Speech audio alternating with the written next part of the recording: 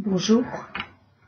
Si je vous rapporte la prière que les hommes juifs récitent tous les matins, merci mon Dieu de ne pas m'avoir fait femme. Ça vous fait bondir, non? C'est insupportable pour nos oreilles et intolérable pour notre époque où tout doit se confondre. J'ai appris que les femmes ont aussi leur prière qui ne prend pas le contre-pied de la précédente. Elle est complètement différente. Merci, mon Dieu, de m'avoir faite selon ta volonté. Sur le coup, cela ne m'a pas vraiment calmée car la soumission qui en découle résonne mal à mes oreilles occidentales.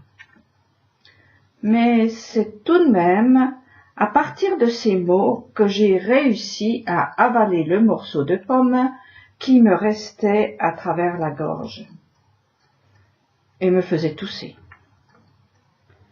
Je ne vous l'ai pas encore dit, mais je suis têtue. Lorsqu'il y a un os dans mon assiette, je le grignote jusqu'à la moelle.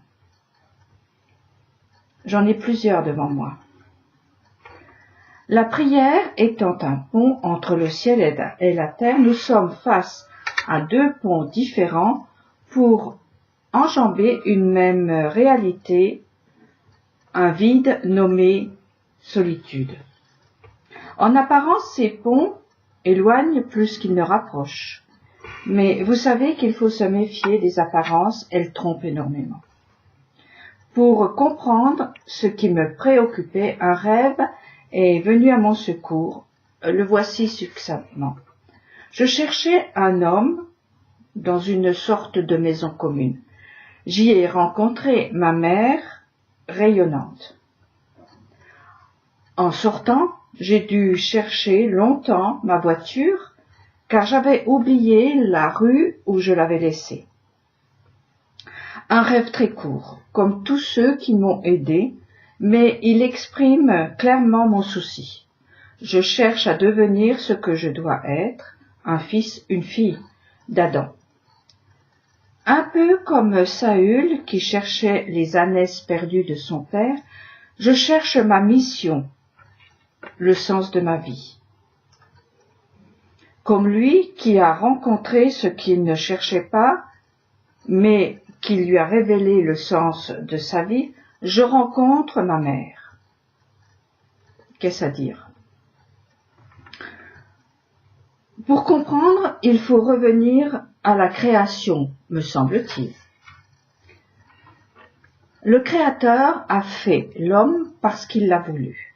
Contre l'avis de tous, il a façonné l'homme et organisé la femme prise sur un de ses côtés avec ses mains. Celles-ci sont les outils de son œuvre, alors que tout ce qui a précédé est le fruit de ses paroles. Sa volonté s'exerce donc par sa parole et par ses mains. Mais par un moyen ou un autre, sa volonté s'exerce sans que nous puissions l'appréhender.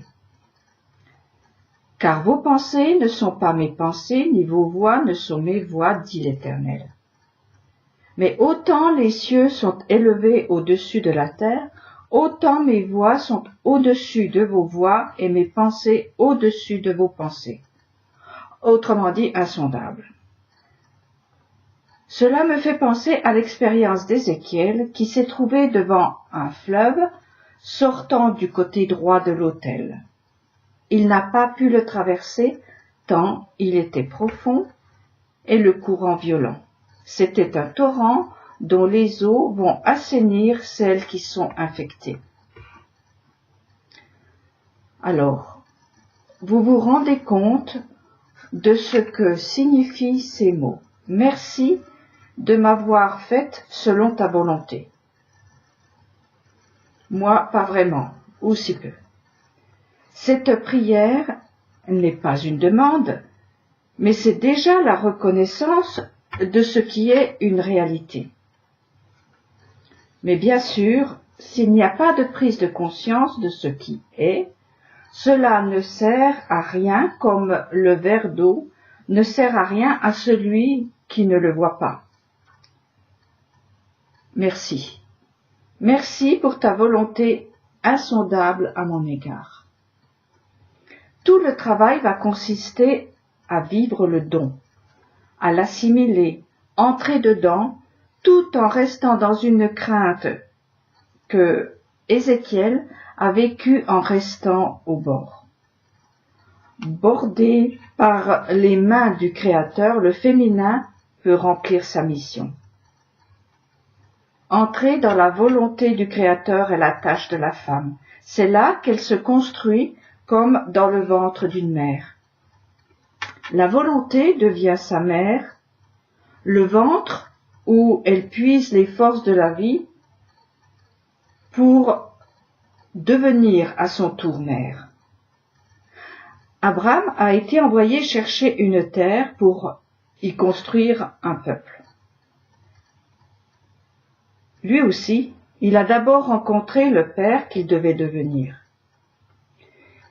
Il y a beaucoup d'exemples dans la Bible où les rencontres fortuites détournent l'attention, mais au final, s'avèrent faire partie d'un plan dont les protagonistes ignorent tout.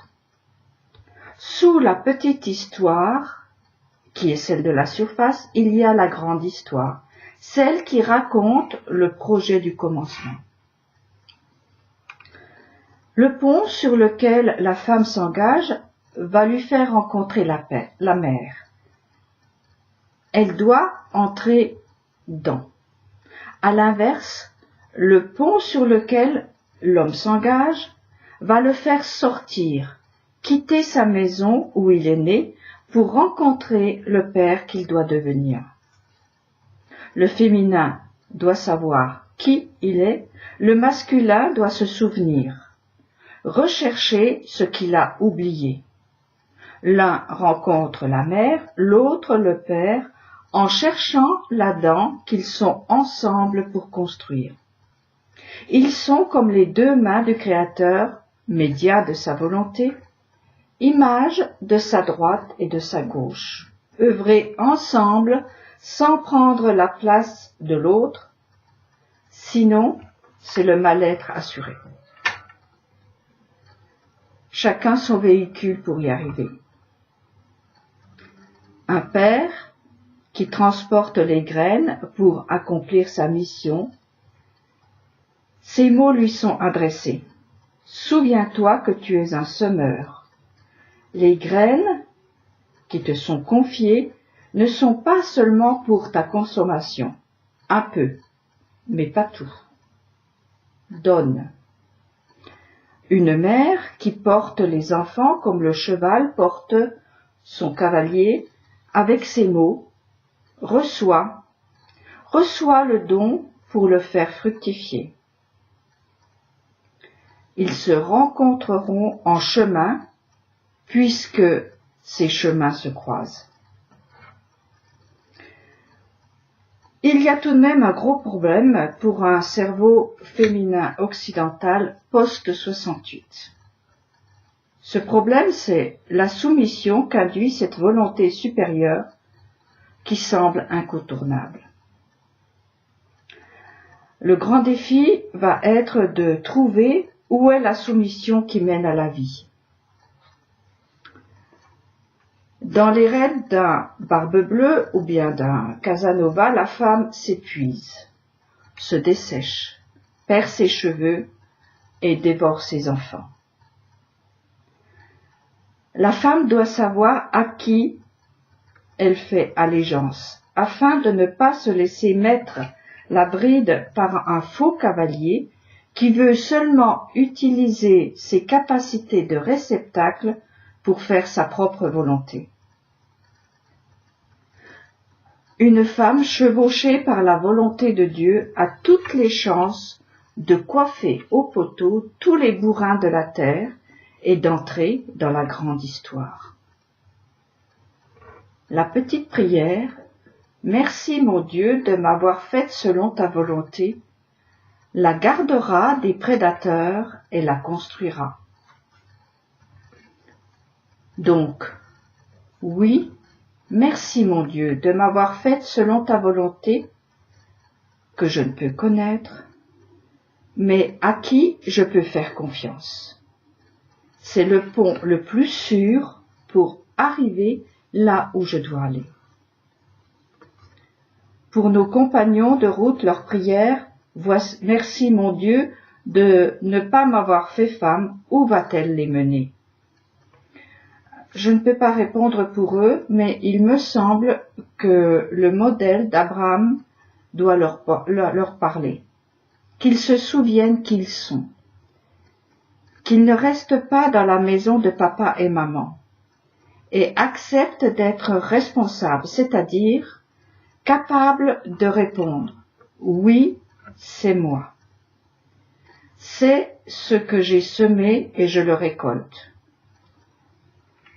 Sortir du ventre maternel pour rencontrer le Père qu'ils sont en profondeur. Je résume.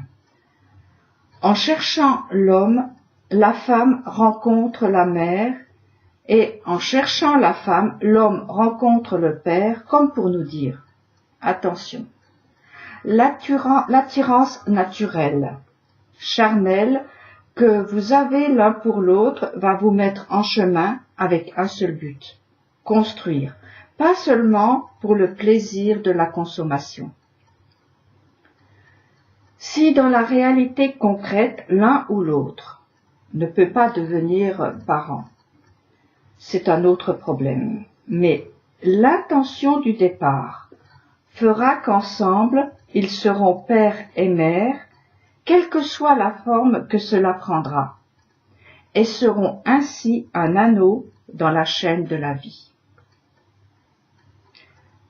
Une toute petite prière pour chacun, qui est comme une lucarne dans le plafond de la solitude. Rencontrer le père et la mère pour faire un homme avec un grand H, un fils ou une fille d'Adam. Cette rencontre se fait lorsqu'on est en chemin vers l'autre qui n'est pas soi, lorsqu'on sort du nombrilisme nécessaire à la petite enfance. Sur ce chemin, on trouve rarement ce que l'on imaginait. Un père, une mère, cela ne fait pas toujours rêver. Aussi, la plupart passent leur chemin, d'autres y restent scotchés.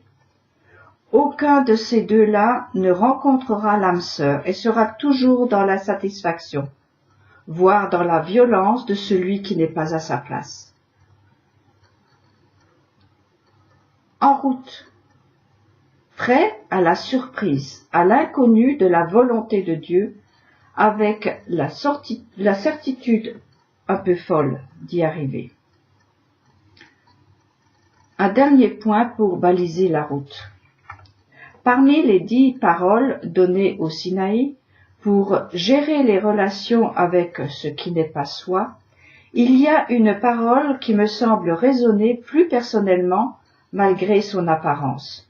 Honore ton père et ta mère, afin que tes jours se prolongent sur la terre que l'Éternel ton Dieu t'accordera.